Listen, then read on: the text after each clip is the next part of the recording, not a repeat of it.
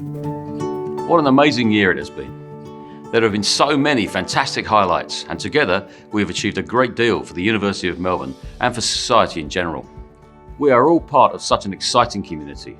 When we work, study and graduate from the university, we are involved in something very special.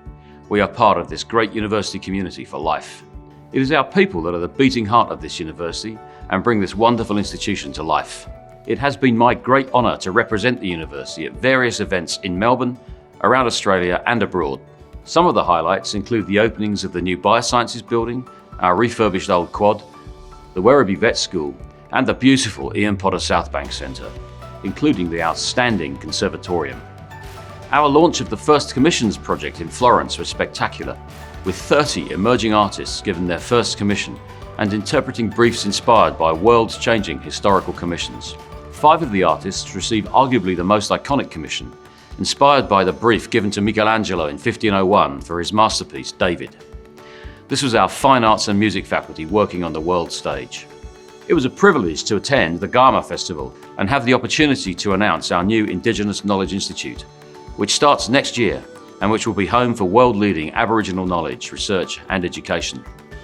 I am incredibly proud of the work that the university does with our Indigenous colleagues, and we were thrilled to support the excellent work by the Gunditj Mara people and Gunditj Miring Aboriginal Corporation and their partners in successfully nominating the Budj Bim cultural landscape onto the UNESCO World Heritage List.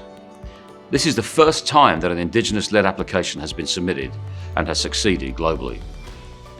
What an incredible honour it was for Emeritus Professor Jack Miller to win the Lasker Award, an award that is widely recognised as one of the highest international honours in medical research. Professor Miller, who worked at the Walter and Eliza Hall Institute for around 30 years, jointly received the 2019 Albert Lasker Basic Medical Research Award with Emory University Professor Max Cooper for discoveries that have launched the course of modern immunology through the identification of cells of the immune system called T and B cells.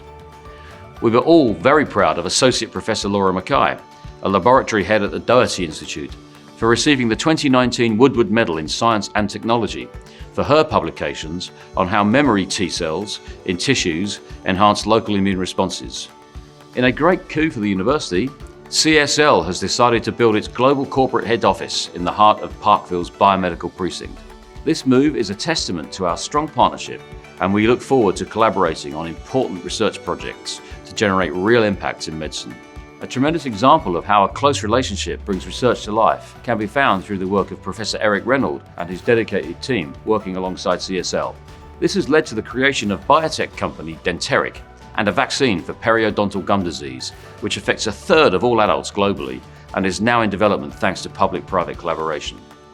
We also announced a partnership with Illumina, one of the world's leading biotech companies, and its decision to co-locate in the biomedical precinct, further enhancing the precinct's world-class reputation. We continue to be incredibly proud of the Free O2 project.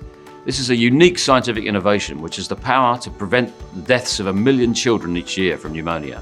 Free O2 technology can run on any energy source, providing a stable medical oxygen supply which is otherwise impossible in regions with unreliable access to power. We launched our new India and Indonesia international strategies, all part of our thinking around building long-term relationships and generating research and education opportunities with those countries. We've welcomed 2 outstanding new leaders to the team, in Kerry Lee Krause and Michael Wesley, in their roles as Deputy Vice-Chancellor Student Life and Deputy Vice-Chancellor International respectively. They will help lead the student experience and our international focus, which is just so important when we have people from more than 140 nations at our university. Following this year's federal election and the return of the government and Minister Tian to the education portfolio, I am very pleased by the way that we are working together and feel there is a strong base to continue to achieve great results and make a real difference for the nation. It is both an honour and a great responsibility to be Australia's premier university. We must continue to put our people first, have a laser-like focus on what is truly needed for our students, and to collaborate with the best if we are to be a truly top-flight university for the world. So I'm really looking forward to rolling out the new university strategy in 2020. The new strategy is our roadmap for the future and will guide us for the next decade, and we will have a lot more to say about this in the new year. There are already some exciting projects underway. We have the new student precinct to develop, and of course there is Melbourne Connect, the home of the new Science Gallery. This will be finished at the end of 2020. As we move forward, I want us all to take a working together approach, working with other universities, with industry and with government to solve some of the biggest challenges and make a difference to people's lives around the world. Finally, thank you for your support and help throughout the year.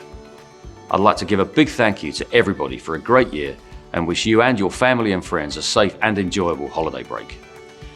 See you in 2020. It's going to be another really exciting year.